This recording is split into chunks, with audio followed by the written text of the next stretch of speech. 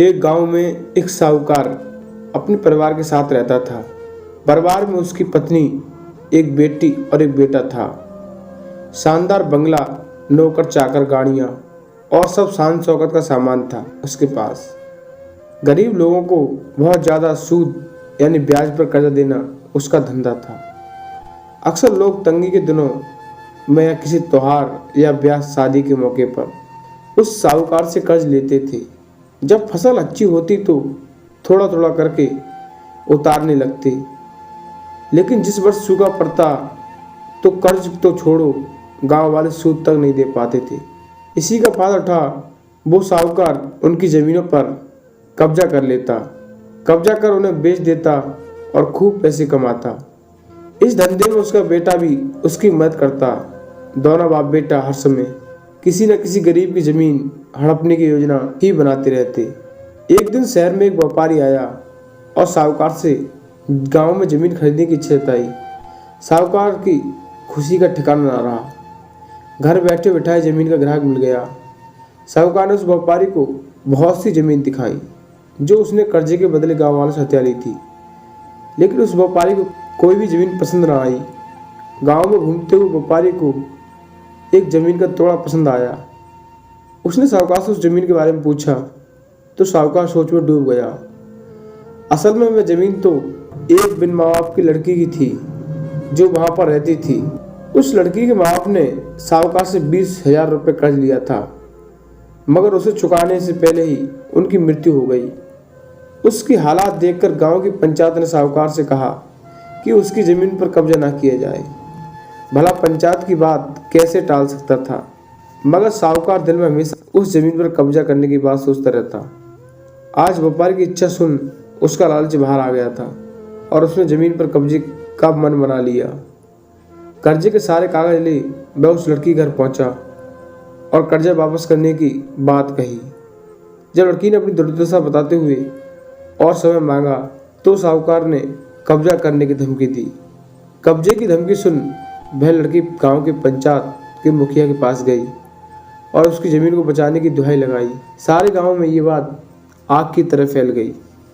साहूकार उस बेसहारा लड़की की ज़मीन पर कब्जा करने वाला था। ये बात उड़ते उड़ते साहूकार की बेटी के कान में पड़ी। अपने पिता की लालच की बात सुन उसके मन में बहुत दुख हुआ। उसने अपने पिता से इस बारे में बात करने की कोशिश की, लेकिन साहूकार को तो सिर्फ बड़ा मुनाफा ही दिख रहा था। उसे बेसहारा लड़की की दुर्दशा या अपनी बेटी की निवेदन का कोई असर न हुआ और उसने उस ज़मीन पर कब्जा करने का ऐलान कर दिया।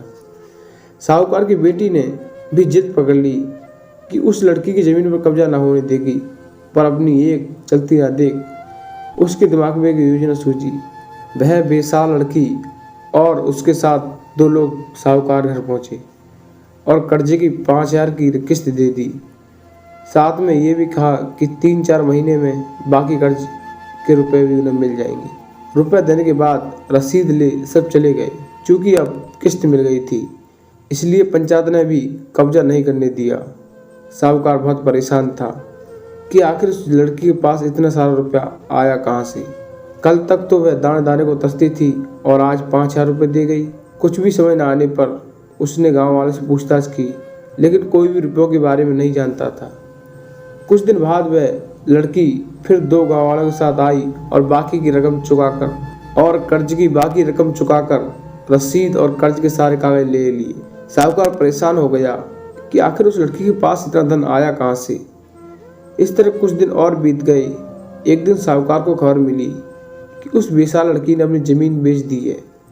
कुछ कर तो सकता नहीं था, लेकिन उस शख्स पर जाकर देखा तो चौंक गया। ज़मीन पर एक बोर्ड लगा था। उस बोर्ड पर ज़मीन के मालिक का नाम देख साहूकार की मानो सांसें रुक गई हूँ। मालिक के नाम के आगे लिखा था उसकी अपनी बेटी और उस लड़की का नाम। वह दौड़ा हुआ घर आया और बेटी से पूछा, ये क्या तमाशा है। तब उसकी बेटी ने बताया कि उस गरीब लड़की की मदद के लिए उसने अपने सारे गहने बेच डाले ताकि उसकी ज़मीन उसके कब्जे से बच सके।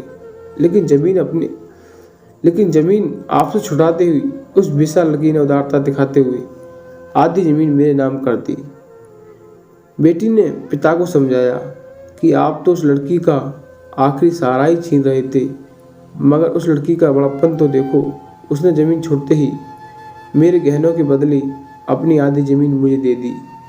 ये सब सुन साहूकार को शर्मिंदगी महसूस हुई और भविष्य में कभी भी किसी की ज़मीन न हड़पने का वचन दिया।